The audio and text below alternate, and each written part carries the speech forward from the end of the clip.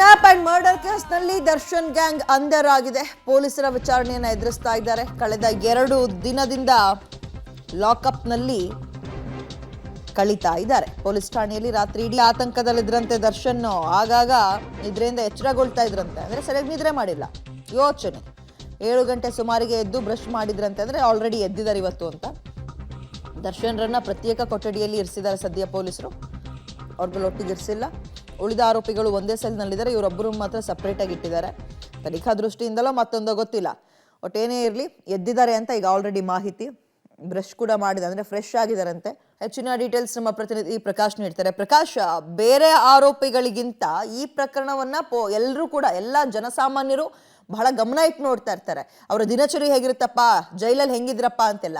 So ನೆನ್ನೆ ಇಡೀ ದಿನ ಹೇಗೆ ಕಳೆದಿದೆ ದರ್ಶನ್ ಗ್ಯಾಂಗ್ ಅಂತ ಡೀಟೇಲ್ಸ್ ಕೊಡೋದಾದ್ರೆ? ಪ್ರಮುಖವಾಗಿ ನಟ ದರ್ಶನ್ ಅವರು ಪೊಲೀಸರ ವಿಚಾರಣೆ ವೇಳೆ ಸಾಕಷ್ಟು ವಿಚಾರಗಳನ್ನ ಹೇಳಿ ಸುಸ್ತಾಗಿದ್ರು. ಜೊತೆಗೆ ನಿನ್ನೆ ಬೇಗನೆ ಮಲಗಿದ್ರು ಅನ್ನುವಂಥ ಮಾಹಿತಿಯನ್ನ ಪೊಲೀಸರು ಕೂಡ ಹೇಳ್ತಾ ಇದ್ರು.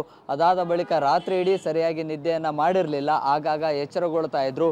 ಜೊತೆಗೆ ಆತಂಕದಲ್ಲಿಯೇ ಇದ್ರು ಅನ್ನುವಂಥದ್ದನ್ನು ಕೂಡ ಹೇಳ್ತಾ ಇದ್ರು. ಸರಿಯಾಗಿ ಊಟದ ವ್ಯವಸ್ಥೆ ಇದ್ರೂ ಕೂಡ ಊಟವನ್ನು ತೆಗೆದುಕೊಳ್ಳೋದಕ್ಕೂ ಕೂಡ ನಟ ದರ್ಶನ್ ಮನಸ್ಸು ಮಾಡ್ತಿರ್ಲಿಲ್ವಂತೆ. ಸೊ ಒಂದು ರೀತಿಯಲ್ಲಿ ನಿರಂತರವಾಗಿ ಬೆಳಿಗ್ಗಿಂದಲೂ ಕೂಡ ವಿಚಾರಣೆ ಆಯಿತು. ಆನಂತರ ಮಧ್ಯಾಹ್ನದ ಬಳಿಕ ಸ್ಪಾಟ್ ಮಹಜರಿಗೆ ಶೆಡ್ಗೆ ಕರೆದುಕೊಂಡು ಹೋಗುವಂಥದ್ದು ಕೂಡ ಆಯಿತು.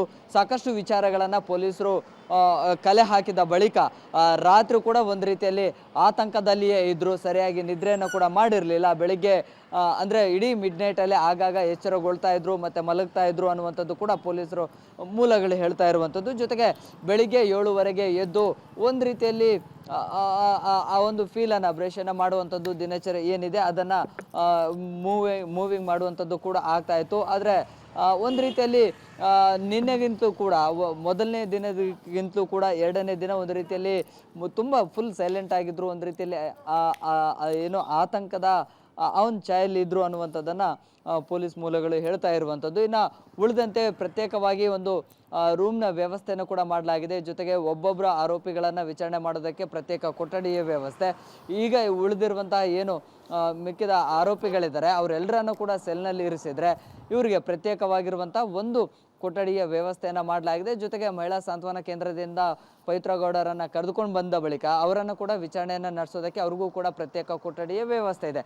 ನಟ ದರ್ಶನ್ ಹಾಗೂ ಪವಿತ್ರ ಗೌಡರಿಗೆ ಪ್ರತ್ಯೇಕ ಕೊಠಡಿ ಇದೆ. ಆದರೆ ಉಳಿದ ಆರೋಪಿಗಳಿಗೆ ಒಂದೇ ಸೆಲ್ನಲ್ಲಿ ಇರಿಸಲಾಗಿದೆ. ವಿಚಾರಣೆಯ ಸಂದರ್ಭದಲ್ಲಿ ಮತ್ತೆ ಪ್ರತ್ಯೇಕ ಕೊಠಡಿಗೆ ಕರೆದುಕೊಂಡು ಹೋಗಿ ವಿಚಾರಣೆ ಮಾಡುವಂಥದ್ದು ಕೂಡ ಆಗುತ್ತೆ. ಈಗಾಗಲೇ ಪವಿತ್ರ ಗೌಡರನ್ನು ಕೂಡ ಮಹಿಳಾ ಸಾಂತ್ವನ ಕೇಂದ್ರದಿಂದ ಇದೀಗ AP ನಗರ ಪೊಲೀಸ್ ಸ್ಟೇಷನ್ಗೆ ಕರೆದುಕೊಂಡು ಬರಲಾಗಿದೆ. ಇನ್ನು ನಟ ದರ್ಶನ್ ಅವರು ಕೂಡ ಎದ್ದಿದ್ದಾರೆ.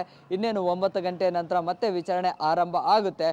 ಬಹುಶಃ ಮಧ್ಯಾಹ್ನ ಹೊತ್ತಿಗಾಗಲೇ ಒಂದು ಹಂತದ ವಿಚಾರಣೆಯನ್ನು ನಡೆಸಲಾಗುತ್ತೆ. ಆ ನಂತರ ಉಳಿದ ಆರೋಪಿಗಳನ್ನು ಚಿತ್ರದುರ್ಗಕ್ಕೆ ಮಹಜರಿಗೆ ಕರೆದುಕೊಂಡು ಹೋಗ್ತಾರೆ ಅನ್ನುವಂತಹ ಮಾಹಿತಿ ಇದೆ. ಓಕೆ, ಥ್ಯಾಂಕ್ ಯು ಪ್ರಕಾಶ್ ತಮ್ಮೆಲ್ಲ ಡೀಟೇಲ್ಸ್ಗೆ. ಸೊ ಇದಿಷ್ಟು ದರ್ಶನ್ ಅವರು ನಿನ್ನೆ 2ನೇ ದಿನ ಹೇಗೆ ಕಳೆದ್ರು ಆ ಭಾಗದಲ್ಲಿ ಅಥವಾ ಆ ಜಾಗದಲ್ಲಿ ಅಂತ. ಆಲ್ರೆಡಿ ಎದ್ದಿದ್ದಾರೆ. ಇನ್ನೇನು ಅರ್ಧ ಮುಕ್ಕಾಲು ಗಂಟೆ ಮತ್ತೊಂದು ಸುತ್ತಿನ ಅಥವಾ ಇವತ್ತಿನ ತನಿಖೆ ಆರಂಭ ಆಗುತ್ತೆ.